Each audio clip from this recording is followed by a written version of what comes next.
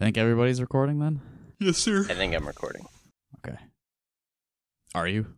As far as I know, yes. Is I the see blue the little line... lights blinking. Alan's eating. Okay. Doesn't know for Listen. sure if he's recording. Listen, it's been a weird morning. Yeah, I heard about that. Dude, that's like every morning for me, is the cat awakening me in the depths of the night. It was the strangest thing though, because it was a cicada.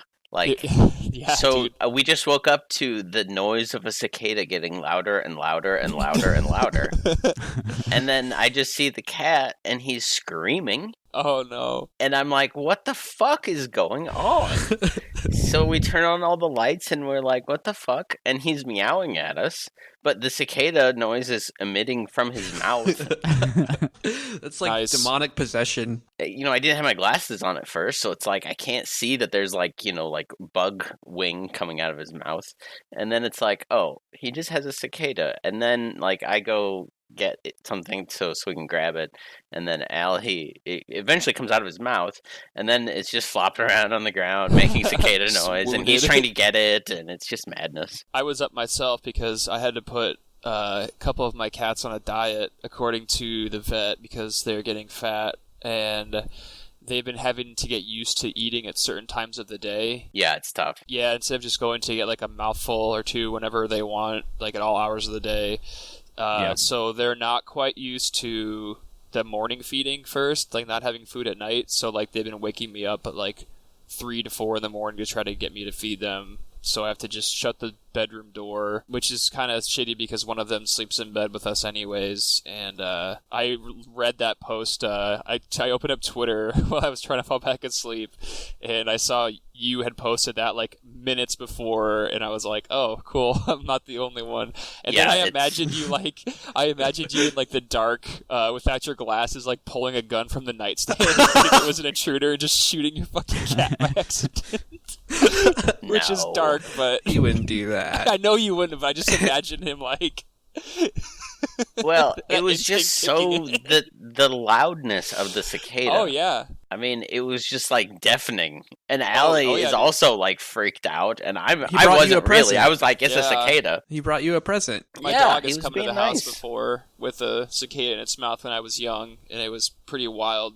Like, it's very unexpected. I Yeah. can't imagine being woken up by it. Well, especially because like it's coming from his mouth, Yeah. and exactly. he's meowing. He's like meow meow meow. And Hey, we're like, gotcha, killed. what the fuck?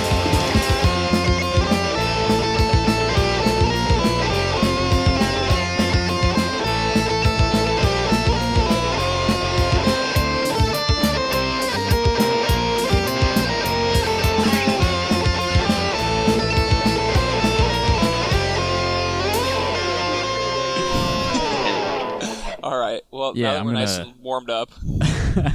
Let's introduce the show. This is Rock Hard Caucus. The cicada story that we just heard, that was from Alan High.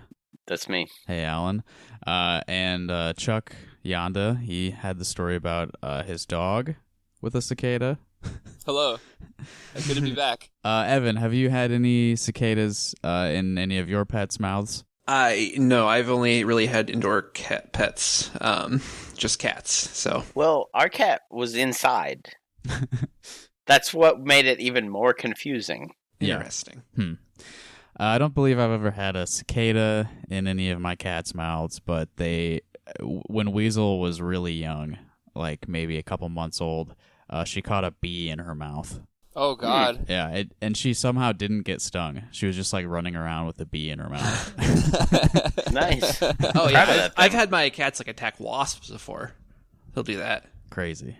They don't give a fuck. Oh, and my name You flying around is, me, you're dead. My name's Justin. Yeah, this is Rock Hard Caucus. It's a show about Iowa and our opinions and things that happen in Iowa. Today, we're going to talk about something that happened to Alan. Sort of happened. Something that Alan discovered. Experienced. Yeah, an experience of Alan's. Something happened yesterday. You kind of stumbled upon something. It was yesterday morning, right? Yes. So I'll start from the beginning. I woke up. Never mind. I went to go get the trash, and on the ground in front of the trash cans in the street was a Ziploc bag, had a rock in it and a piece of paper. And I'm like, okay, whatever. I gotta pull the trash in. Let me just see what's in this shit.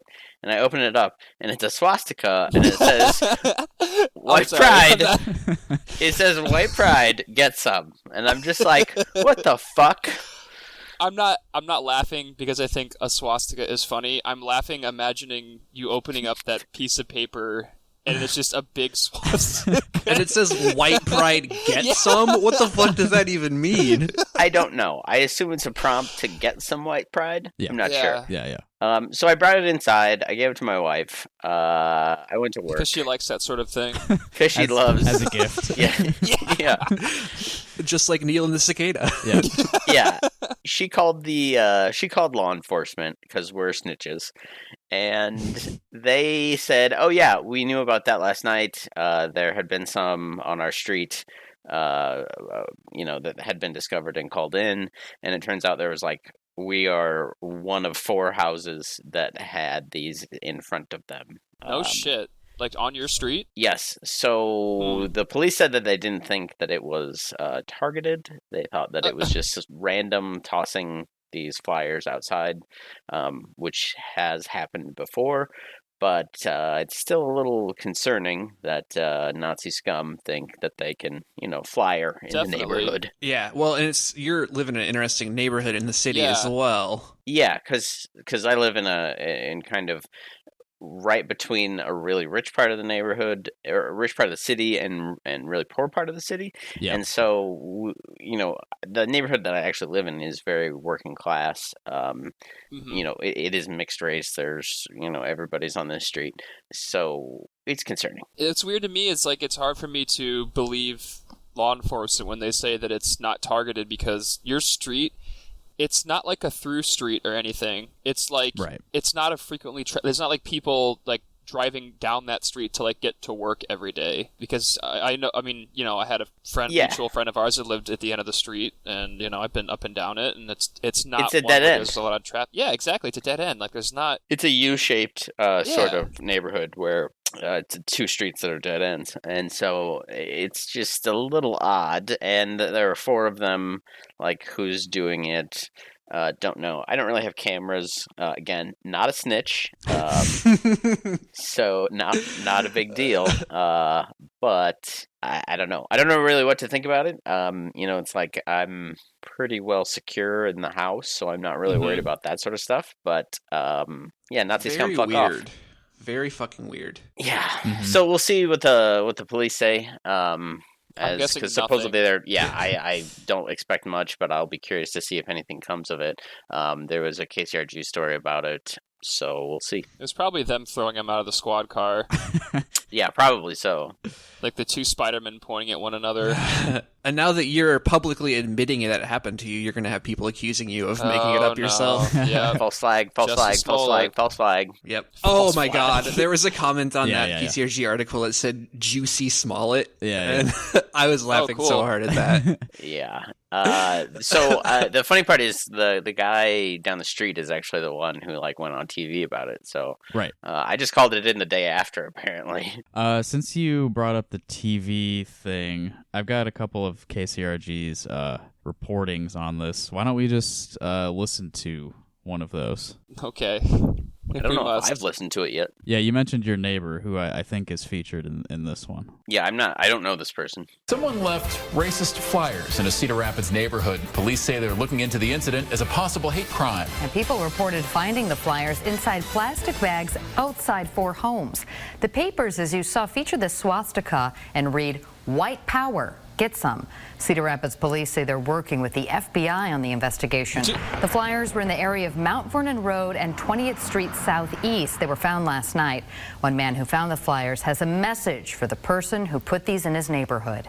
I feel sorry for the people that did it because they obviously were taught that their race is superior to others, and that's not the case. We're all part of the human race. The second thing is when we see hate, it's very important to shine light on it and call attention to it. Is it interesting that they're so proud of their racist beliefs that they did this as a drive-by late at night with no one around? Right? Cedar Rapids Mayor Brad Hart says there's no room for this kind of action in his city. Certainly, the pandemic, man, people out of work, the political climate in our country is not helping anything. But I'm not giving any excuse for this. This is wrong. This is wrong, no matter what else is going on in the country. Investigators have not made any arrests and are asking anyone with information to contact police. Okay. Yeah, Alan, your house is in that video. Yeah, I didn't actually watch it, but no surprise. Yeah, one funny thing about that, they showed... You've been doxxed, bro. Yeah, I know. Everyone knows where you live now. They showed the flyer in that segment. It says, big swastika in the middle. It says white pride on the top and get some on the bottom. So they show it to the viewer, and then Beth Malicki there, she said white power. She reads it wrong, yeah. While we're looking at it, she says it says white power get some, but no, it says white pride get some. I refuse to get some. I'll agree. Pass. Yeah. None of that for me, thank you. I had a big lunch. I'm good, thank you. Yeah, I'll pass. I thought that the clip that they played of Mayor Brad Hart is very funny. Like, they just catch him talking about, like, yeah, I mean, things are pretty bad in general right now. Not that I'm excusing this or anything, but it's like, why is that relevant? People are throwing swastikas around. It's odd to me that people think Nazis are okay. Yeah, especially in the wake of like Charlottesville and shit, and like it's a fucking thing. It is also surprising to me the number of I guess randos, because I will say that I personally have gotten a lot of support from people at work, friends, family, etc., who have all been very supportive since they saw this. I mean, I don't think it was necessarily targeted, but I certainly have a lot of support, but randos are like, oh, it's a false flag, it's Democrats, it's fake, blah blah blah blah. So there's definitely a lot of people who want to deny or excuse this shit. Well, people love to feel like they have all the answers and they can see through the BS. Google, it's all bullshit. And some people just are like, well, Nazis had the right idea. Yeah, some people are just straight up like, yeah, there's nothing wrong with just leaving printed swastikas at people's houses. It's their right. First Amendment. Free speech. They're not Nazis. They're just free speech enthusiasts. I mean, to be clear, if you deny or minimize it in any way, you are a racist. Like, it's not up for debate. It was funny. I do have a friend from high school in law enforcement, and I spoke to him about this, and he was very baffled by it as well. But I said that a number of people online I had seen said, "Oh, what crime had been committed here?" And he was like, "Well, littering for one." I was like, "Well, thank you. I do appreciate that." You've been a victim of targeted littering. Yeah, those fuckers. A false littering flag. Listen, they cost me like 10 minutes getting to work, so fuck. Yeah. I mean, it's not like the police use the laws to their advantage when they're written in a different way, No, not at all. Never. It's ridiculous. I've got one concrete example of somebody kind of minimizing this. I decided that I should comment on the KCRG story, which is something you touched stay the out poop. of the kiddie pool. Something I used to do basically every day, but I've been kind of yeah, you got a badge, bro. Yeah. You did have a top badge. fan. I've been holding back for the last couple of years. I had to unfollow it myself. Like, I would make the mistake of looking through the comments. Like, I don't know what I was looking for. Like, my brain produces serotonin, very like odd things, and for some reason I was getting something from reading those, but I was also very angry as a result of reading them. So you're a braver man than I. Well, I wouldn't be the man that you hear on this podcast week after week if it weren't for those experiences. Forged in the fire of local news comment sections. I commented on the KCRG story. I think it's bad to distribute Nazi flyers. Maybe that's just me. And this guy, his name is Jesse Fetkether. He's got a Paw Patrol profile picture. Nice. So we know this guy backs the He has blue. no kids, just likes Paw Patrol. Yeah, just likes this cop dog for adult reasons. Just a cop dog. The cop dog's name is Chase, by the way, Yes, which that's is right, Chase. a very cute pun about police chases. Yeah, very cute. Yeah. Often end well and non-violently. Mm-hmm. Jesse said, I think it's bad to paint BLM all over roads and buildings, but it still happened. Yeah, those are the same thing. He's right. Yeah. God damn. It's very easy to conflate the two. Not racist at all, this guy. Yeah, distributing swastikas all over neighborhoods, mixed background neighborhoods. That's the same as painting Black Lives Matter on, like, City Hall. And honestly, I don't think any painting really happened in Cedar Rapids. It's all been, like, chalk. Oh, right. Yeah. There's no paint. Cedar Rapids has been very mild. Yeah. And has been very calm. It's a very neutered city when it comes to things like that. As you'd expect, yeah. Yeah, but I mean, at least there have been some gatherings, etc. I will give them credit for that. Mm-hmm. So the one that I went to, we started at the courthouse and then went down to the police station, and everyone just sort of was hanging out in front of the police station, and nobody was really saying anything to any law enforcement that were there or anything, and I was there with a friend of mine, and we just kind of left after a while. I mean, I guess it was still a demonstration. It was better than nothing, clearly, and like it was a nice show of solidarity. So, it's good there was something. I remember there was a big gathering at Green Square Park as well. There's been a few. It's kind of slowed down recently. I don't think there's been much going on lately, but there was something. I've got, since we had that short clip of Brad Hart just sort of rambling about politics, this is the statement that they attribute to him in the KCRG piece. Mayor Brad Hart said, "Cedar Rapids is a community where everyone should feel welcome and safe, especially in his or her own home.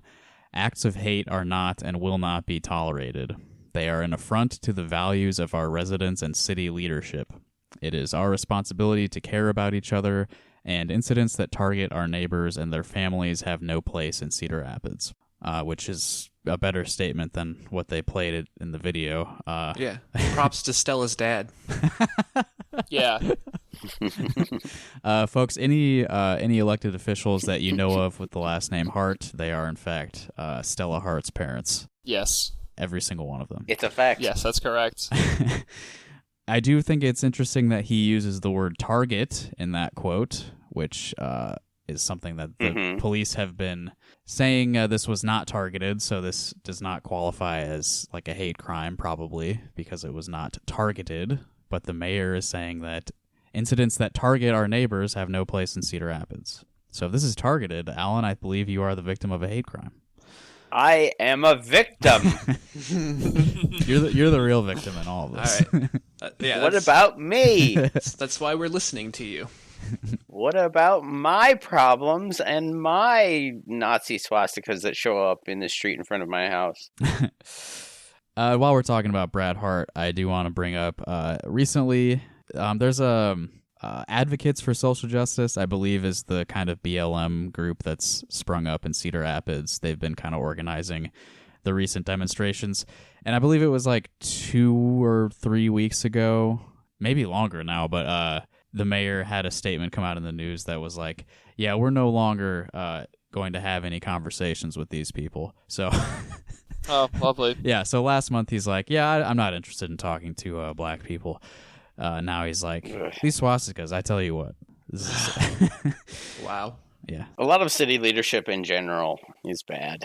Yeah, maybe Cedar Rapids should stop voting for Republican mayors who seem like nice fellas, you know? Yeah. I would like that. I remember, because I want to say it was because Monica Vernon had that bid for Senate, didn't she?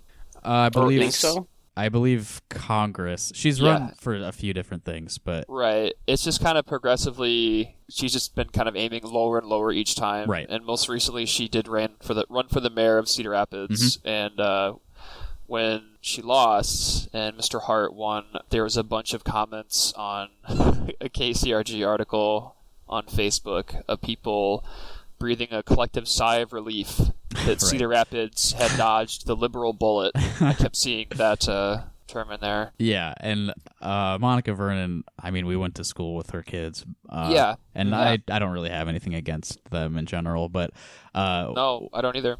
people talk about Monica Vernon like she's a communist. But I mean, before she started, which is very funny to me. She's like a consultant firm, type of I think. And before she was running for office, I'm pretty sure she was a registered Republican. So she's not exactly the furthest left that the Democrats could be offering. No. She's a Cedar Rapids lib, I mean, if we want to talk about that shit, I mean, look at Iowa City. It's liberal, quote unquote, but I mean, it's like controlled by, real estate developers. Yeah. Iowa City is basically what Portlandia actually was trying to represent. I wouldn't go that far. But... I mean, they're similar, right? I mean, it's that same sort of liberal culture, but there's not the diversity. But there's actually no diversity neoliberal of opinion. I mean, there is, but it's predominantly extremely white, and pretty much most of the people who live there year round are connected to the university, so it's got a very it's a college town. Yeah, and libs. The people who have a voice and have influence are generally just kind of well-off Democrat people. They're not super they would call themselves progressive, but it's more like, gee, we're nice here.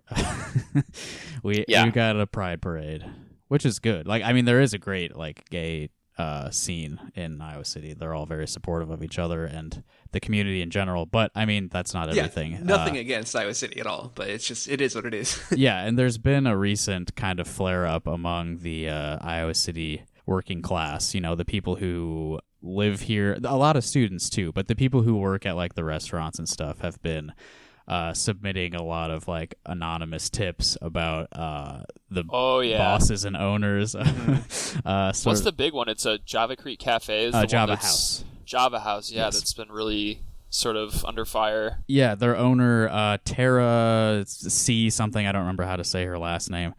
But yeah, there was the biggest thing I saw from that was Kronbaugh. I want to say Tara Kronbaugh. Yeah, I think you're right. Yeah.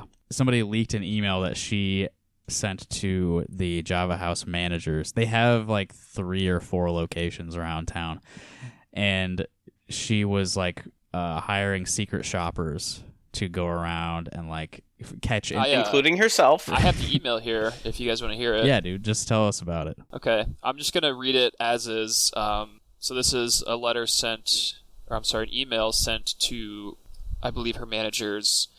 This is back on March the 3rd, and it reads, "It seems we are really struggling with enforcing outside food and beverages and simple purchases. It is actually out of hand.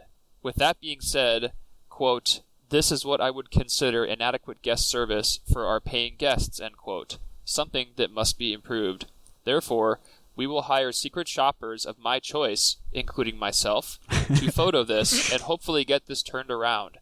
If in the next few weeks we are able to get this addressed, we will discontinue the secret shopping.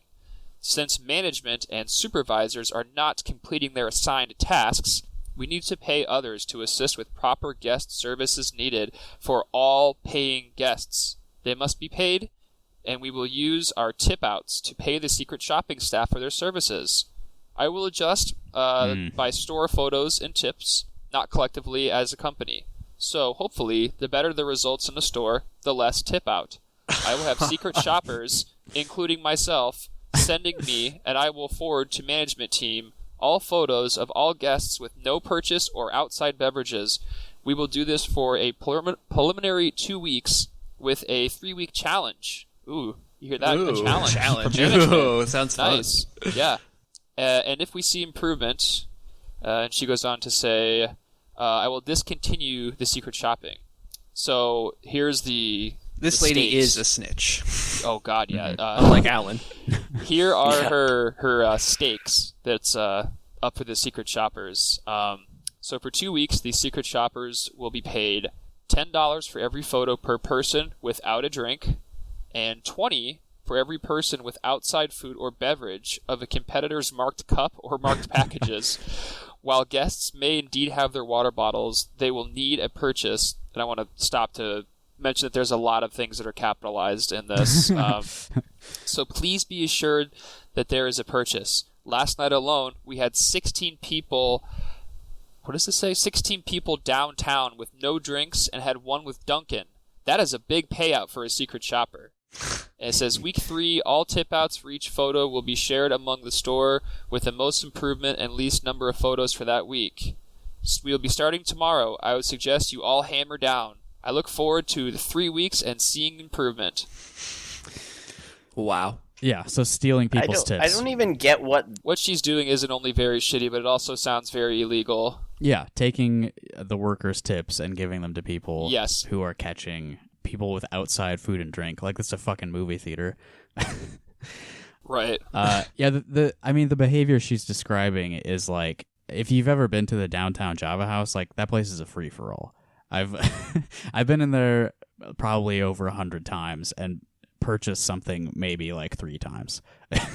You can very easily just go in there and hang out all day. Yeah, I don't get that. Like, you can't pressure me to buy something I don't want to buy. Like, if I go in there and with someone else and they buy something and I don't, is that like $10 for the secret shopper? Like, what the fuck? I don't understand too. It's like she expects her employees to, give a fuck about this when she's paying the minimum wage. First of all, like, she's basically holding their asses over a fire because the tips are probably a huge part of what supplements their income. Yeah. And Or they like can't kicking people out that have outside food and drink. Like, what the? I don't get what they're supposed to do. I don't know either. I guess so. Or Supposed to grab it from them and dump it.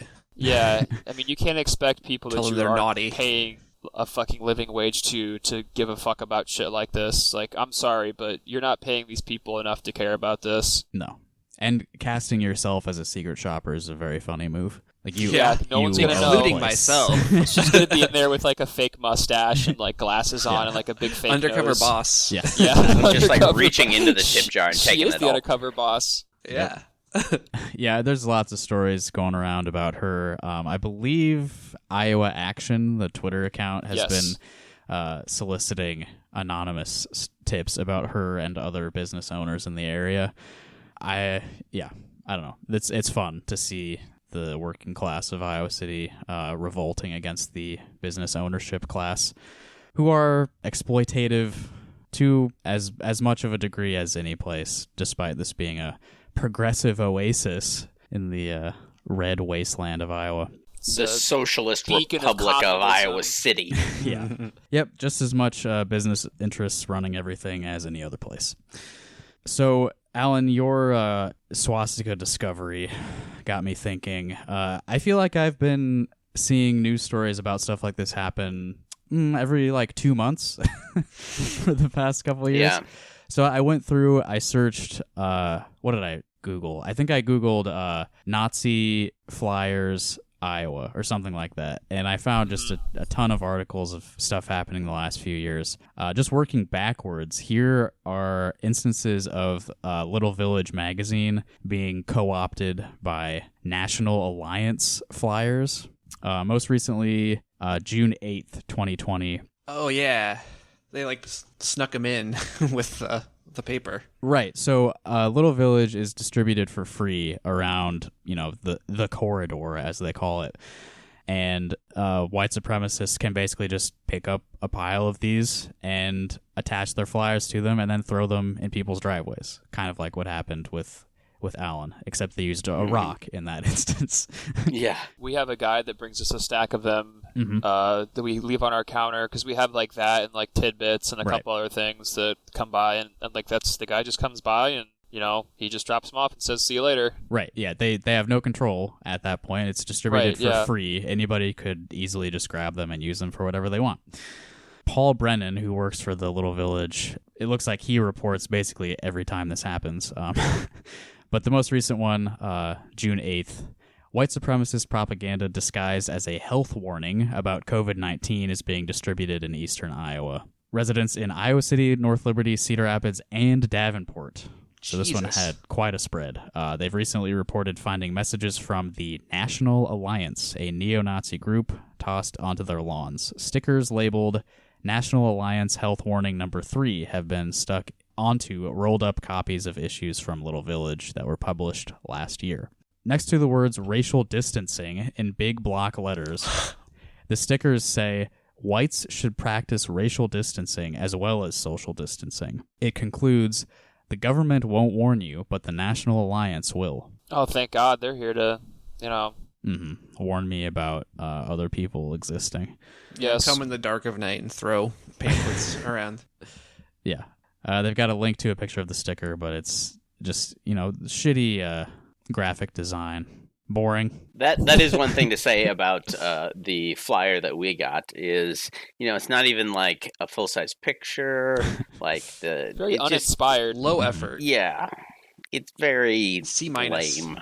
The graphic design really leaves something to be desired. Mm-hmm. And then this article links to previous incidents. So we go back all the way. So that one was June 8th, and then the most recent one after that was May 13th, 2020. So not even a month. This one happened in Muscatine.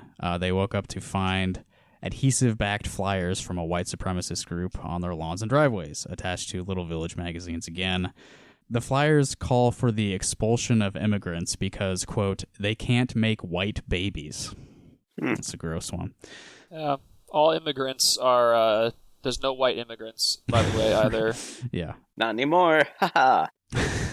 That was National Alliance again. They've got a little blurb about who these people are. In 2000, the Anti-Defamation League called the National Alliance, quote, the most dangerous organized hate group in the country.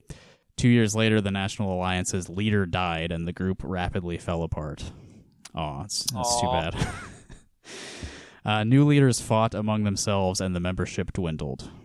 Currently, the group does little beyond selling white supremacist books and paraphernalia to its few remaining supporters. I was going to say, the way that scripting. Message was written, it sounded like super insular, like they're using their own language to, like, try to convert regular people. Yeah. Like, this is, like, the most ham-fisted fucking propaganda, like, you could imagine. Right. It's not very subtle. Like, you have to already be racist to be swayed by this. And then before that, we've got December 24th of 2019, so we got a little Christmas gift for the people of LeClaire, Iowa, which is in the Quad Cities area. That was, I believe, the same anti-immigration message. Yeah, it was they can't make white babies thing. So months apart. They're obsessed with babies. Yeah, pretty weird. Then before that, we go back to September 26th of 2019. This was in LeClaire again. Not sure why LeClaire gets so much attention. Okay, they've got a picture here of the anti-immigration thing. It's like red banners at the top and bottom with white text that says, send them back. National Alliance, it's got a link to their website. And then there's like, I don't know if you've seen the road signs that are like people running. Yeah. You know what I'm talking about? Yeah. Yeah, like crossing the road. Right, yeah. They've got that road sign with like the red circle and the slash, like no people running. Yes, no running. Walking only. Yeah, and it just says, they can't make white babies. Yeah, like Evan was saying, this doesn't really work if you aren't already kind of in on the story. Which, to be fair, I mean, there's I'm not saying they're not out there, but right, yeah, of course. Like, most people have the sense to deny this shit. Yeah. The only way this is ineffective. If they want to expand their horizons and reach more people, they need to do what the modern white supremacist does, and that is to indoctrinate teenagers through Let's Play videos that eventually take them to videos about how SJWs ruin gaming. And it's over from there. The algorithms got them. Right, yeah, they should just be distributing, like, links to YouTube videos. That's more effective than what they're doing. Much easier. Yeah. Maybe a QR code or something. I don't know if people still really use those, but... If you're a white supremacist listening, do not do any of this. Actually, yeah, if you were a white supremacist listening, just go jump off a bridge or something. I don't... Yeah, but also make sure to give to our Patreon first. Set up your credit card for recurring donations whichever one has the most money left on it. This was the September incident in LeClaire. This one has a couple updates because people were reporting in, oh yeah, we saw those flyers here too. Mm-hmm. Monday, September 30th, a resident of Moline, Illinois, saw the same flyers. And then Monday, October 14th, residents of Bettendorf contacted Little Village to say that they had also seen the white babies flyer. So that one went around all over the Quad Cities. Before that, June 11th, 2019. These seem to all be happening just constantly. Flyers promoting the Neo-Nazi National Alliance started appearing on Iowa City's north side Monday night. This was the Weatherby Park neighborhood, which is one of the more diverse areas in residential Iowa City. There's a disc golf course there. Right. This one, it just has an old photo of a white woman with blonde hair, and it says at the top in big block letters, "Love your race." No. Yeah, gross. Who's coming up with this shit? Like, it's so bad. And yeah, again, just a link to their website, which I'm sure is just wonderful. I can only imagine. Yeah. Just the greatest of HTML design. Yeah. Fucking tripod. Before that, January 10th, 2018, so we got a bit of a break in there. But that's the same one, Love Your Race. So that one had a long shelf life for them. And that was also Weatherby Park. Or wait, I screwed something up, because Weatherby Park is in the southeastern Iowa City. So that one had distribution all over Iowa City. And before that, also January 2018, this is in Davenport. I believe you guys are probably familiar with this one. A Davenport man was arrested Monday night while distributing white supremacist flyers. He went to a high school parking lot and was putting these National Alliance flyers under people's windshields. And I guess somebody must have called the cops on him or something, and he had a gun on him. So he was arrested because he was on school grounds carrying a weapon. Yep, that'll do it. Mm-hmm. This guy is James Lee Matthias or Matthias, not sure exactly. I think, I do remember this now, that the last name and that the name is ringing a bell. 53-year-old man. According to the SPLC, Matthias has been a member of the National Alliance since 2000. OurQuadCities.com reported that Matthias's name also appears on frequent posts on a white supremacist website, with many of his posts referencing the local distribution of flyers. I want to say that me and Evan might have researched this guy, or I know someone else and I did, because that name is. I remember trying to dig up stuff about the guy to find out more about him. I wish I could remember. Yeah. Well, he got arrested. He was sentenced to 3 years of supervised probation and a 5-year suspended incarceration. This was at the Scott County Court on June 28th, 2018. So he, distributing Nazi flyers, carrying a gun to a school. Slap on the wrist. Got some probation. And I guess they make it sound like he uses his real name on a Nazi forum. Damn, he doesn't give a fuck. Yeah, talking about his distribution activities. So this guy is totally open, loud and proud, racist man. Yeah, there's a lot of them. Yeah. Oh yeah. Hold on, I gotta. Right. Okay. Here we go. I have a quote from the Iowa City attorney Eleanor Dilks, because the Iowa City Council was in the process. This was the June of 2019 incident. And they were in the process of passing some hate crime ordinance that would require jail time for people found guilty of hate-based harassment. So, since this was happening at the same time, Zachary Oren Smith, my favorite Press Citizen reporter, he got in touch with the city attorney to ask if something like this would apply. She said that this type of leafleting would not be a hate crime under the proposed ordinance. And there's a quote from her.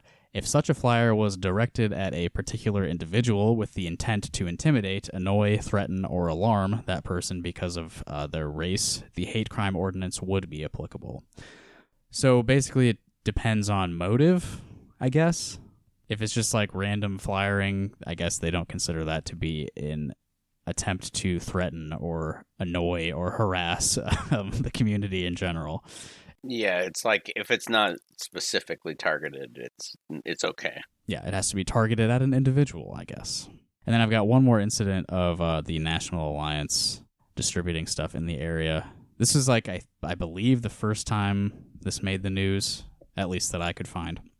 August of 2017 in Davenport. Mother Jasenia Snyder and her little boy Colin, they went to the playground to hang out, run off some energy, and he was there to learn how to tie his shoes, apparently. And she noticed a piece of paper there at the playground. And here, I'll read it for you. It's like it looks like it's like business card sized. So they're leaving just sort of discreet little messages that people might stumble upon. It says, "We believe," and there's like a bullet point list, "that the future is what we make it. That we have a responsibility for the racial quality of the coming generations of our people. That no multiracial society is a healthy society. Ugh. And that if the white race is to survive, we must unite our people on the basis of common blood, organize them within a progressive social order, and inspire them with a common set of ideals." They would like to be progressive. It's the National Socialism. Interesting. Yes. Right. And that the time to begin is now. So they are, I guess, it sounds like they're calling for an ethno-state, basically. Yeah, absolutely. People must be united by their race and common heritage, as they would put it. Their blood. Yeah, common blood, actually, is what they said. I'm surprised they're not dropping this shit in the woods. Like, have you guys ever found porn in the woods? It's been a while. It's never happened to me, but I've heard it lots happened of to stories. me once. There's a little... Oh, dude, I was there for that. We found it at Beaver Park. Oh, I don't know about that. I don't remember that. I had a different... Like, Oh, there was man. a little... It actually was at Beaver Park, technically, because there's a little trail that goes between 34th Street Yes. to Wash. Mm-hmm. And there We were was... out there to Someone had smoke. printed out a bunch of porn. And Yeah, was I just was there for littered that. all around. It was printed out? Yeah. Yeah. From some It was like website. confetti everywhere. It's ridiculous. And then, like, that's the thing I remember reading on internet forums a long time ago. People were always talking about finding porn in the woods. Yeah. It's very strange. I think that we determined that it was like stashed somewhere, like in a tree, and like a gust of wind blew it out. Mm-hmm. Yeah, that's probably... I don't know. That makes sense. Yeah, I remember that. That's so funny. I forgot all about that. Yeah, so the National Alliance, they distribute this stuff that's like very, very openly racist and calling for no race mixing. Totally on the nose stuff, not tricking anybody. It's just out in the open. And it's been happening very consistently for like 3 years at least, all over this portion of the state. Yeah, white supremacists and Nazis are around still. I think people will forget that or don't want to believe it, but they're still around. Right. And I guess, yeah, the reason that I wanted to bring up like all of these incidents happening like month after month is because every time it happens, like when it happened yesterday at your place, there's a bunch of people who are like, "Oh my God, I can't believe it." And it's like, how have you not seen at least one other incident? Because it happens here constantly. It just keeps happening. And I mean, it's not like, I assume it's like the Just same... a couple... Yeah, a small group people. of people doing it every time. I don't think they have like a strong hold here, but like they're just running wild and doing it over and over again. Yeah, no consequences other than Exactly. a news article that just riles up a bunch of racists. And it kind of goes back to what the mayor was even talking about, or it's like the political culture, our politics right now are absolutely fucking insane. Yeah, they're definitely more emboldened. I mean, Yes. obviously, like the alt-right stuff The doesn't past even 3 get years. talked about. Wonder why. Yeah, I know. I mean, it's obvious. Like, but it's kind of strange how the alt-right stuff kind of doesn't get talked about at all. Not that this is even alt-right necessarily, but it seems like there's less focus on these groups now than there used to be. Because now it's Antifa. Because I think after Charlottesville, they kind of like the media were like, "Oh, well, it's just kind of like a dead end." I mean, it definitely a lot of those groups splintered and had a lot of internal struggles and shit, and kind of weakened. But like, they're still out there and they're still trying to organize. So What about Antifa? You don't condemn Antifa, do you? No, I don't. I I didn't don't. think so. or Black Lives Matter, or Yeah. So that propaganda, as we discussed, I mean, that's really, it's either just like trying to piss people off or just like hoping that somebody like-minded will find it. It's not really, it doesn't really seem like it's going to be persuasive, you know? To me, it's like bad trolling. yeah. They're just riling people up. I mean, yeah, Please pay attention to me. the swastika that you found definitely is just like Yeah. openly like, ha, fuck you. Hmm. I mean, if you're going by internet news comments, they might have succeeded, unfortunately. Well, yeah, for but sure. I don't think that those people are representative in any way of, They claim victory every time it makes the news as well. But, Yeah. like, what are you going to do? Not make people aware of this? I mean, we can't, like, not just pretend it didn't happen. Agreed. That's not going to help either. But, yeah, every time it makes the news, they're like, haha, we did it again. Success. Yeah. But, thinking about this, finding all of these stories reminded me of something that happened a little bit longer ago. And I feel like was a little bit more under the radar, or like less like objectively, like obviously racist to everybody who witnesses it. This is something that I feel like was a little more controversial, and like obviously it is racist, but if you're not in the know, like you may think it's more innocuous. I think I know what story's coming here. Yeah. I had the article pulled up. I'm sure you do. I'm gonna play a video first, though. It's okay to be white. Yes. Those 5 words are popping up on little notes like this that are showing up in Iowa City. Several people started posting about these small notes or signs on social media yesterday. But the signs apparently are part of a bigger plan that's spreading across the nation. KCRG TV9 Chantel Navarro joins us from Iowa City. So Chantel, tell us more about this so-called plan. Beth and Bruce, the plan was first announced on the site 4chan as a way to rile up people of other races and unite white people. It's already popped up in the University of Maryland, and it's got into Iowa City and the University of Iowa. It's annoying. I wish it wouldn't happen here in Iowa City. I think we're better than that. It's Okay to Be White is the latest in a series of high-tension, politically motivated messages set up by the web forum 4chan. It's something a University of Iowa alumnus says is part of a neo-Nazi type recruitment. The intention is that people will overreact to the statement, and it'll make the news like this, and people will see that overreaction as, anti-white or whatever because they feel insecure. But instead of doing who's so, that? it's making students ashamed that somebody would do something like that in town. It's a sign of the times we live in, like that people feel the need to do this, and it's just sad that we really have to divide ourselves this way and try to troll people by using race. Most people are not okay with a lot of races too, so when it comes to that, I could definitely see somebody like starting a fight or just having an argument about it. Comer says he's been taking down all the stickers that he sees in order to reverse the social campaign. Of course, it's okay to be white. It's okay to be everything. What? I don't like that. I don't like the way they We cut reached me out there. to the University of Iowa, and in a statement, they say they're committed to maintaining an environment that recognizes dignity of every person. And I did reach out to the people from the city of Iowa City, but nobody was able to speak to me today. Live in Iowa City, Chantal Navarro, KCRG, TV9 News. Man, they did you dirty there. I know. Well, I mean, if you see the video, they did record me like actually removing the Nazi propaganda, so I feel like my intentions were clear if you see the video. Yeah, Justin, would you say it's okay to be white? I would not say that.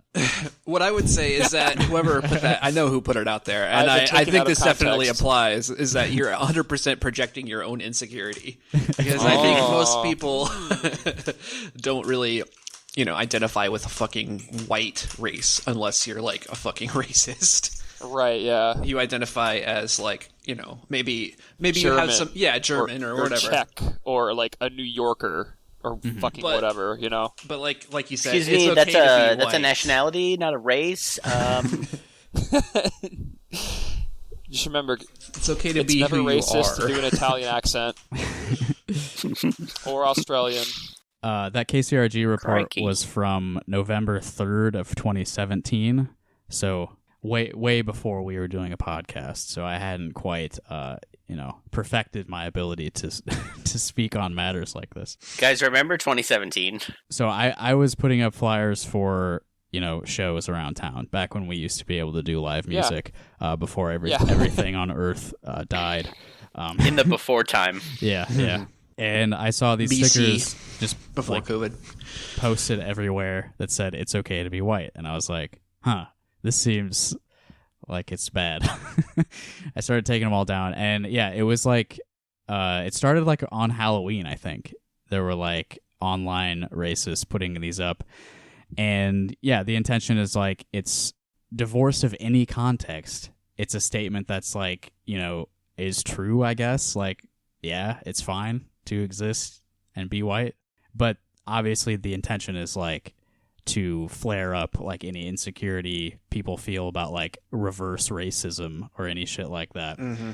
It's very much a very specifically tuned dog whistle. Right, and it's a lot more effective than the National Alliance stuff. From what I've seen, it's what Chuck said earlier about targeting like people on like younger people that like, may feel like disenfranchised. Yeah, like teenager type. That's real quick before. I don't want to derail this too much, but that's one thing that I've sort of noticed with people online is a lot of these people that get into this sort of shit. They are people themselves that don't really have many, if any, friends at all. They've never really felt accepted anywhere. They've always been seen as sort of an outcast and, existing on sort of like the margins of the fringe a bit. These like social groups. And a lot of times they end up attracted to these very extreme ideologies. And this is something they can be a part of that is as simple as them just being white.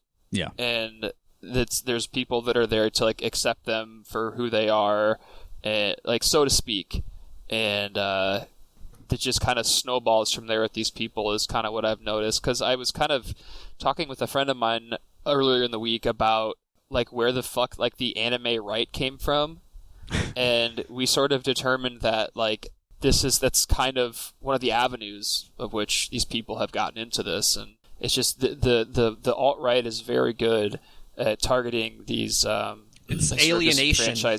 Yeah, exactly. Yeah, like picking up these alienated young men that are just they just want to be a part of something, and like they already probably had a racist attitude to begin with, whether it was from like years of like being an edgy internet guy from the 2000s or whatever, or like their parents were kind of shitty, or like they grew up in a town that where they didn't really ever interact with anybody who wasn't white. But like things like this, as much as I kind of hate to admit it, can be like a very effective, not necessarily like a recruiting tool, but it just sort of like opens the door a crack. Yeah, it does draw them in. It drives people further than maybe they wouldn't have done. Then they would have expected to be driven. Yeah, because they see like Justin said in this clip about they see the reaction to it, and then they're already feeling like society's out to get them. Yeah, and like, well, this guy's out here tearing down the posters. And they just don't fundamentally understand. What about free speech? I should be able to put swastikas in people's driveways. Free speech enthusiasts. It's like the old guy. I love that picture so much of the old man in his driveway with the flag on the ground. And it's just spray painted Black's Rule on his driveway. Yeah. If you want to talk about false flags. Yeah, it's about as false as it gets. Yeah, like it's more effective in that like there are going to be people like that who see the reaction against it as being like an attack on themselves. Like if I'm reacting against the "it's okay to be white" stickers, that means, well, I don't think it's okay to be white, and I'm attacking white people, which is how it was taken when it happened. There were plenty of comments on the news articles. Calling me a race traitor, etc.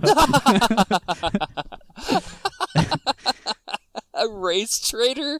I don't think they used that word No, specifically, but I mean, but yeah, But yeah, I know. Even just the concept of that word is pretty funny. Yeah, it really is. Yeah, I do remember specifically an older man saying that he's not ashamed of his race and I am.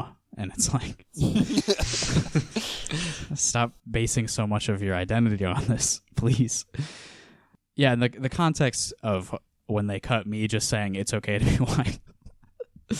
I was saying like white people have never actually faced any sort of like oppression. So any statement of white pride is like implicitly racist and a reaction against any sort of like black liberation movement. Essentially. Yeah. Well, I mean, you could bring in, like I said, like alienation, like the like they are oppressed in the fact that they're a part of a capitalist system, and there's a lot of poor white people. It's like the theory of alienation from the worker or whatever. Right. It's just not on the basis of their race in that instance. And they just, it's a scapegoat that's easy for them to make that connection. Yeah, I was trying to like point out that like this is only trying to prey on people's insecurities. Like I said, of course it's okay to be white. Nothing in your life has ever like indicated that it's not. So what do you think the message is behind this sticker? But of course they cut out all the context and just played me on the news saying, of course it's okay to be white.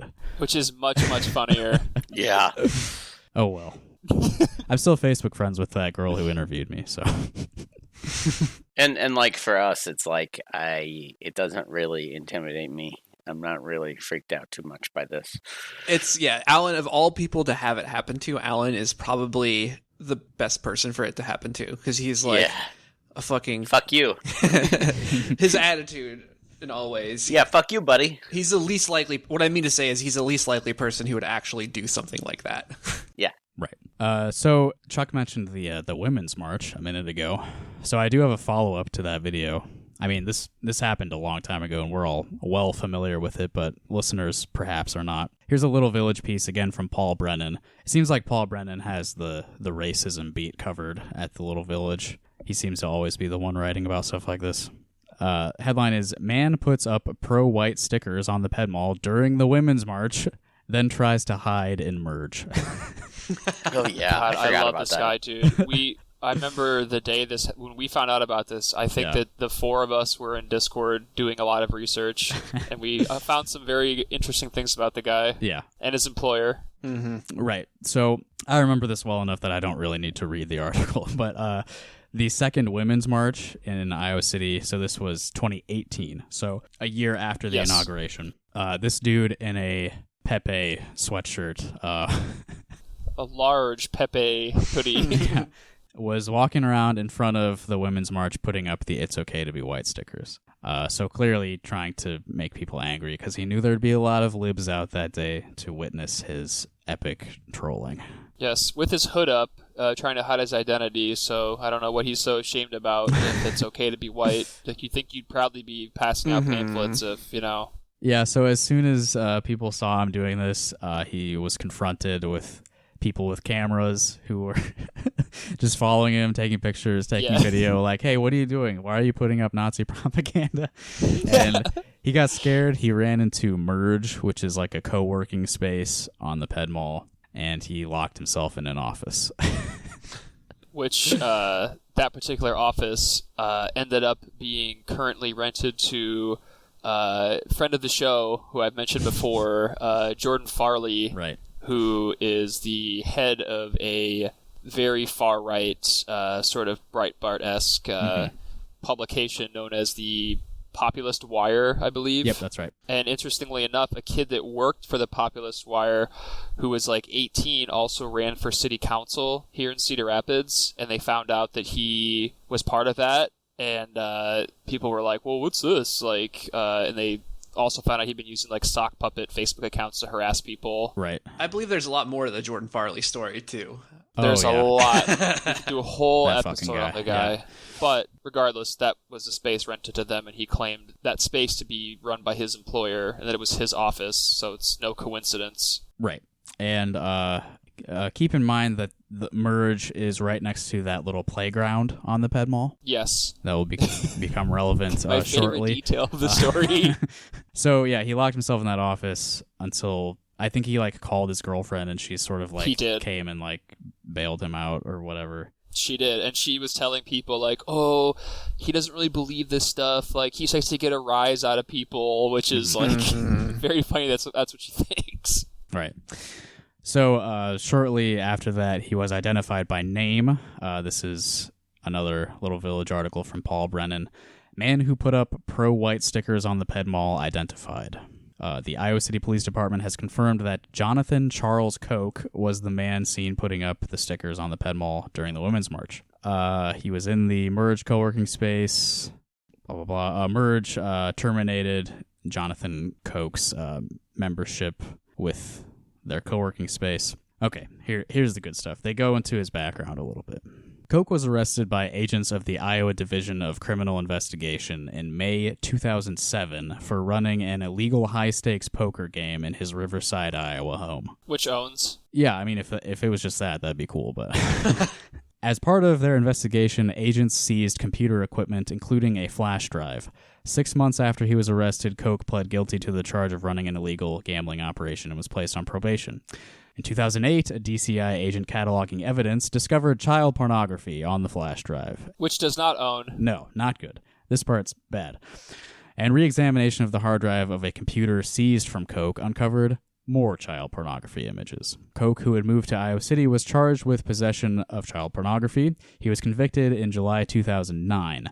On March 21st, 2010, Koch, then age 22, was sentenced to 78 months in federal prison to be followed by 5 years of probation after his release. According to a Federal Bureau of Prisons database, Koch was released from prison on July 20th, 2015. When he returned to Iowa, he was placed on the Iowa Sex Offender Registry. Do you guys want to hear the cherry on top of this? Is I have a bunch of stuff bookmarked from when we were sort of learning about this guy and the people involved with him, and I brought up his his page on the Iowa Sex Offender Registry. Yeah, and you know how every year they have to get their picture taken, and there's an updated photo of people that are on the registry that they have to go in and get taken every year. Guess what he's wearing in his picture on the Iowa Sex Offender? Please don't tell me it's Pickle a Rick, Pepe Pickle shirt. Rick, Pickle Rick. He is wearing the same Pepe hoodie. Oh my fucking that god! He was wearing when he was at the Women's March. Of course. And he has this sort of like proud, sort of like "fuck you" look on his face in the picture. Because he knew people like you would be looking up his sex offender picture. Got him. Yeah, actually, he's owning me right now. Damn, he got my ass as I look at his child porn charges. Yeah, in his Pepe hoodie. I cannot believe he wore that. That's so on purpose. God damn. Definitely. Yeah, so he was working in Merge, which again is, I mean, the entrance to Merge is maybe 10 feet away from a playground. While he's been on the sex offender registry for child pornography. Not good. But fortunately, Merge, terminated his membership like immediately when it was brought to their attention. I guess I don't really know how background checks work at co-working spaces, but you would hope that stuff like that would come to people's attention. They have very high standards at the Populous Wire for the people they employ, so I'm very surprised. Yeah, so these are the kind of people distributing stickers and swastika flyers. Normal people. Scum of the earth. People like Jonathan Charles Koch, who wear Pepe sweatshirts, run and hide as soon as they're confronted, and have child pornography charges on their record. But unfortunately, that incident, him being found out, exposed for what he was doing, didn't seem to stop the "It's Okay to Be White" stickers from appearing in Iowa City, because, again, in November 2018, there's a report here from the Gazette. "It's Okay to Be White" signs posted in Iowa City again. It just keeps happening. Nothing really interesting in that report, just, another incident of the same exact stickers being put up. I assume by the same guy. Yeah. Yep. They just keep doing it. So I don't think these are really people to be afraid of necessarily, but fuck them. Yeah. Fuck them. That's the conclusion for today's story. Fuck them. Agreed. So I've got a little something else for us to end on, so we're not just talking about Pepe Nazis all day, Insert a Ice Cube saying fuck them. Probably the reason. So, you guys, have you heard of the coronavirus? Not familiar. Can you bring me up to speed? What's the deal with coronavirus? Yeah, you may have noticed that our government, particularly the state government, our governor, has not been really handling the pandemic super well. Lowest approval rating of anyone? Right, according to opinion polling. Yes, Kim Reynolds is ranked lowest for job approval in terms of the coronavirus. Well, yesterday she released an open letter to the state of Iowa. And, I mean, what have we got to look forward to here in this month? Schools are being forced to open again in 2 weeks. Oh yeah, the CARES Act that just expired, so people's unemployment just dropped significantly, myself included. So forced to go back to work, or probably not be able to pay rent. Did you guys see that map that was like showing the percentages of renters in each state that are facing eviction? Mm-hmm. Yeah. I believe it was 48% in Iowa. 48%. So eviction crisis is looming. Schools are going to be opening up, which will expose just fucking everyone to the virus at once, basically. Yeah. Yep. Did we bring up the university thing on mic, or was that before we were recording? That was before. Before we were recording. But yeah, I know a little bit about all of the Kim Reynolds thing is they're forcing everyone to at least have in-person classes. They're forcing every school district. There's been a bunch of school districts like Waukee and Urbandale both, I think, tried to get out of it, but now they're saying, Kim Reynolds is saying that they will cut funding. They won't count it as actual legitimate school days if they do 100% online. Yes. And they're saying that they will only allow districts to go 100% online if they have an infection rate above 15%, which the CDC says you shouldn't do it. You shouldn't even reopen unless you're below 5. And then also that, or if 10% of the students are absent for 2 weeks. I'm not sure if both conditions have to be met or one or the other. Right. God, dude, but it's ridiculous. Before we get too far into this, I just the point for me, because I always thought that the way she was handling this was very poor. I mean, at first it was sort of promising because there were places that were being shut down and these people were able to receive adequate unemployment to pay their bills and pay their rent and whatnot. But I remember there was a moment where I was watching one of her press conferences on television, and everyone that was with her, all of her aides or whatever, had masks on, but she did not. Right. And someone asked her, well, what about a mask mandate? And her response was basically, well, we have to trust Iowans to do the right thing. And that was the moment where I realized that this isn't going to work. This is not going to end well at all. This is going to get a whole lot fucking worse here before it gets any better. Yeah. It was that exact moment. Yeah, and there's already counties in Iowa where the infection rate is over 15%, but they're denying it now because one of the counties is I think Webster, which is where the Fort Dodge prison is, and there's an outbreak there, which includes staff members, of course. Yep. And so they're saying, well, it's because it's isolated to this one particular location that it doesn't count, which is that's not how it fucking works. Schools aren't like that, though. Schools don't have a bunch of people crammed into one space for hours at a time. And if we look at the stuff that's going down in Georgia, where they're banning people from posting on social media, the fact that everyone's crammed together. Yeah. That but good alone thing Hillary is didn't crazy. win because we'd have communism, authoritarian communism. Yeah, she would have been handling this. I mean, America would have definitely cured the coronavirus by now if she was president. Yes. We'd have 0% infections. I mean, Can if you look at imagine? if you look at Democrat governor states, they've done just swimmingly compared to I us. have exactly zero doubt that America would still be the coronavirus hotspot of the world. I don't think it would be quite as bad, perhaps, but What do you guys think we'd be talking about right now if Bernie won in 2016? Do you think we'd even be doing a show? I don't know. I was thinking about that just now. No. I think I'd be a lot less angry, so maybe there'd be no reason to do a podcast. I don't know, man. Yeah, we'd be talking about Sega Genesis games, maybe. We'd probably be more angry. I was going to say that. Yeah, I'm pretty sure that's likely. It would be a whole new can of worms. We'd be anger from a position of a good position, though, I think. Yeah. If that makes sense. Yeah, we'd be righteous. Instead of despair. Even more righteous. Yeah, I mean, I feel righteous and I feel despair now, too. Right. Maybe everything would be the same.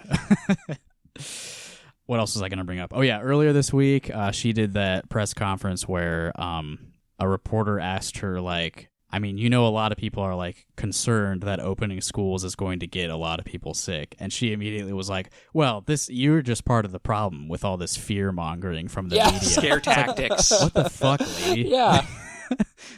No, that's how infectious diseases work, you dumbass. It was good, too, when someone was the scientific community, the medical communities, and near general consensus about this, and she was just well, there are people that would actually say otherwise. There are people that don't agree with that. you're the fucking governor. Like, you're not on fucking Facebook arguing with your nephew or something. Yeah. But she needs those people's votes. Yeah. The reporter was just like accurately reflecting how people feel because, I mean, deep down, I feel like everybody knows this is a bad idea and we should not be doing this. The university thing, Iowa State they've started moving people in on campus. Ugh. And they've been testing, I think, everyone? I don't know if they've been testing everybody. I think it's been everybody coming in. Yeah. I could be wrong, but I was listening to a local sports radio, and they've been talking about how they're going to handle the college football season, and they were did mention that Iowa State was testing everybody coming in. Yeah. Good fucking luck with that. The news that came out was that they found 66 positive cases among the 3,000 or so people that were moving in. So 66, I mean, that's plenty to continue spreading it around campus because these are people who live there. Yeah, because the infection rate's still above 2, which means every person who has it infects at least 2 other people. Mm-hmm. And they're all in pretty close quarters all the time. But to contrast, the University of Iowa this week has announced that they will not be testing everybody as they move in. They'll be doing no asymptomatic testing. So... Oh, and they're distributing care packages to the baby. students that consist of 2 disposable masks, 2 washable masks, a face shield, and I can't remember what else, but it's just like... And the other item is a Beat State beer bong. Sounds about right. Yeah, so Iowa State found 66 positive cases. I assume most of those kids, didn't know they had it. Because otherwise, why would they be getting tested as they move in to their dorm? Why would you be moving in if you knew you had COVID? But University of Iowa was just just let it ride. Some of those people are going to have COVID. We'll never know. It's fine. Insane. So we're facing all of that, and our lovely governor has written an open letter to us to calm our nerves. And she recorded a video of herself reading this letter, so we're going to listen to that now. Torture. Here we go. Oh, God, yeah, her voice. Tomorrow marks 5 months since we learned of the first positive cases of COVID-19 in Iowa. Since then, our lives have been disrupted in ways that we really couldn't have imagined. Schools and businesses closed, a record number of Iowans were suddenly out of work, and our normal daily routines were turned upside down as we prioritized doing things differently to mitigate the spread of the virus. From the start, we each had a role to play to protect our own health and that of our families, friends, and fellow Iowans. Early on, as cases were on the rise, Iowans dug deep and did their part, and it made a difference. Positive cases trended down, hospital capacity remained stable, businesses began to reopen, and life started to feel a bit more normal. But normal during a pandemic isn't the same as normal before. COVID-19 is still a reality, and circumstances still demand we do everything within our control to contain and manage it. But we're not. Over the last several weeks, we've seen case counts ebb and flow, just as many other states across the nation have. So while we know that the majority of them are driven by young adults gathering socially, it's the unintended consequences of those activities that are cause for concern, including the potential impact to vulnerable Iowans. Now is not the time to let down our guard. Iowa has a lot to gain by working together to keep our communities healthy, especially right now as we're preparing to safely return to school. Our individual actions will either keep us moving forward or put the progress that we've made at risk. Preventive health measures are still the best defense against COVID-19. So wash your hands often and disinfect frequently used items. When you're in public, maintain social distance and wear a face mask if you're able. Stay home when you're sick, and please carefully consider whether certain social or recreational activities are worth the risk. Remember, if you or someone you were in close contact with tests positive for COVID-19 and you're told to quarantine, take it seriously. You have the ability to effectively stop the spread of the virus by isolating yourself from others during the full 14-day incubation period. These sacrifices seem small when compared to what's been asked of other generations over the decades, but that doesn't mean it's easy. Shut the fuck up. COVID-19 has tested each of us, and it will continue to, but we can't let it deter or divide us. When emotions are Too late. high and opinions are Shut the strong, fuck it's important up. to take a step back and realize that we're all working together toward the same goal. No, we're not. And even though we may not always agree on which path to take to get there, we are united in our desire to get back to the way of life we value as Iowans. No. We're all in this together. Don't you guys feel calmed? Don't you feel like everything is being taken care of? Yeah, we're all in this together, but do what you want. Doesn't We'll get really through matter. this. It'll be fine. Other generations have had to do more than we're asking you to do, but, we'll get through it together.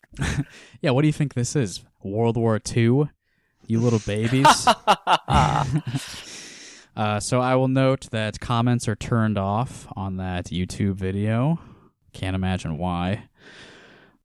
Coward. She's got 16 thumbs up and 73 thumbs down on this video. You should link it. We'll make it 74.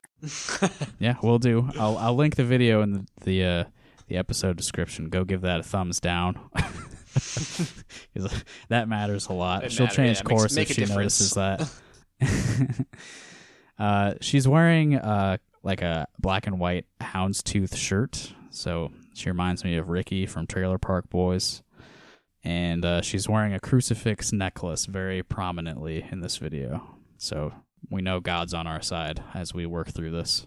Boy, what a video. She totally just continues to place all of the impetus on like individual choices. Yep. I mean, that's red meat for It's the Republicans. Republican way. Yeah, that's red meat for Republicans right there.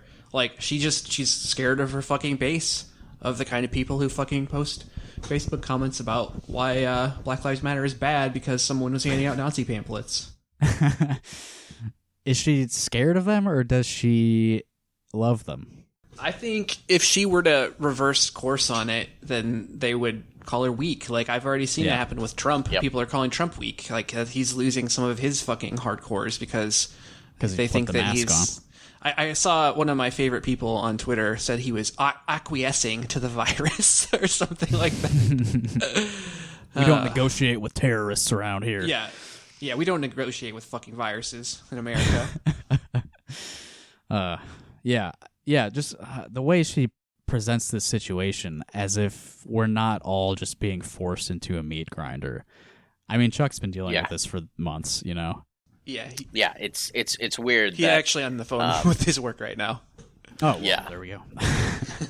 The meat grinder. It never stops. And he has to deal with it even though he is immunocompromised. And it's terrible. Yeah. And people come into his work all the time without masks and don't give a shit, don't believe it, blah, blah, blah, blah. Just make sure you think about it real hard before you go out to the bars with your friends.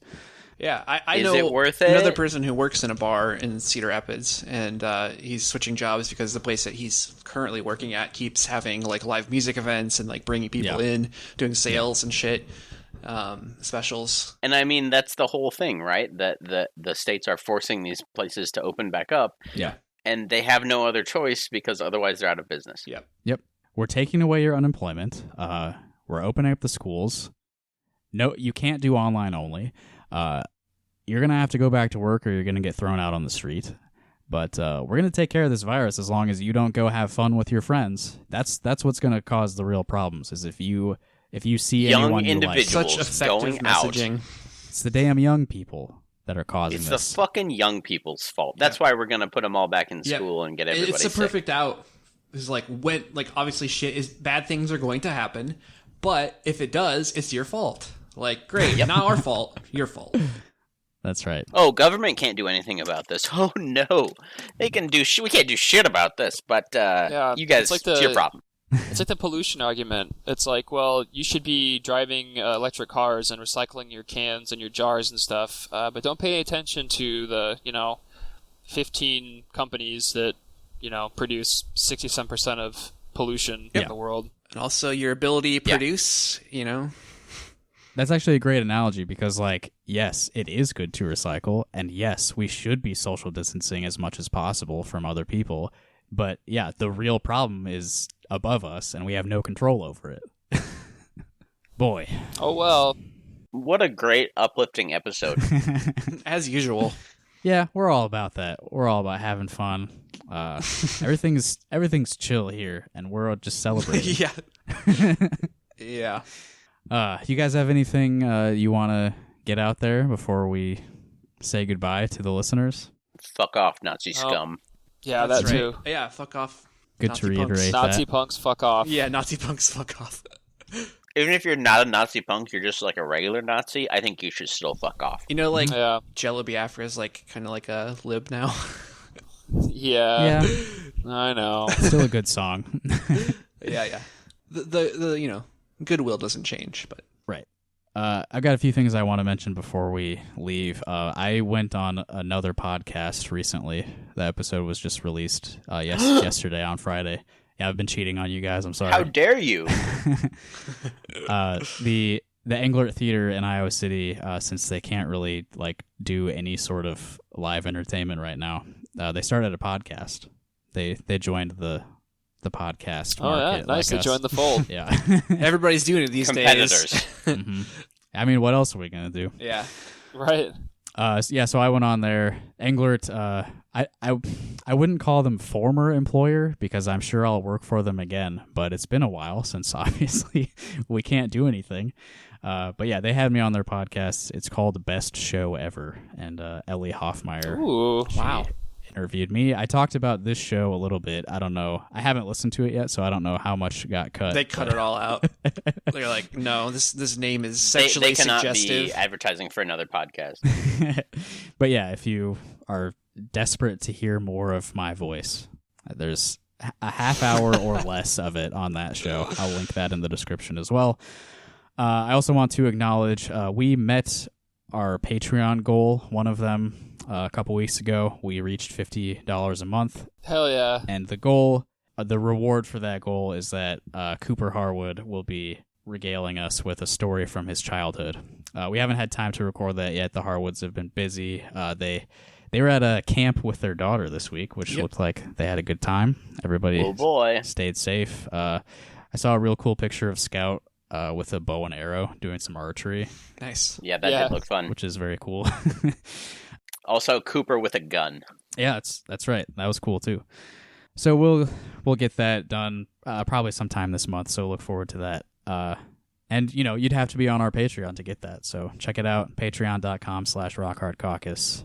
We've been putting out fun stuff on there, roughly 3 hours or so of content per month. It's only $1, so it's a decent trade, I think. $1 for 3 hours of podcasts. That's fine, right? Yeah, that's great. It's a good deal. It's a fair exchange rate considering Street Fight charges. What are they paying people? He said $25 an hour. Was it $20 an hour?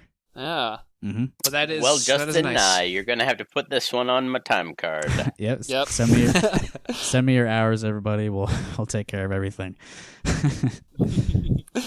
And the offer still stands if you want some of our Patreon stuff and you don't have money, or you'd rather give it to a more worthy cause. Just get in touch and we can send you some stuff for free. We're not really that gung-ho about making money off this. No. Yeah. Money's cool, though, so if you want to throw some our way, that'd be fun also. We won't say no. Yep. It's appreciated. All right, so that's the show for today. Thank you for listening to Rock Hard Caucus. Thank you to my friends Evan, Chuck, and Alan for joining me today. Alan, thanks for telling us about your harrowing story of encountering violent white supremacists. I'm very shooken up about it, and I'm going to need a lot of support and money, most especially. Dang, dude. Send nudes. What? I will not be doing that. Thank you. Okay, signing off. Goodbye. See you next time. See ya. Bye. Thanks again. Goodbye. Bye-bye.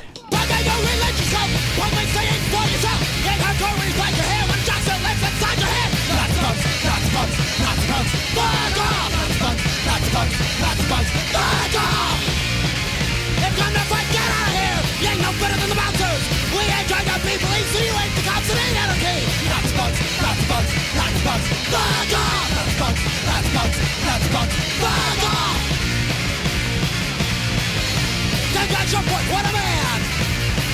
They fight each other, the police, they wins!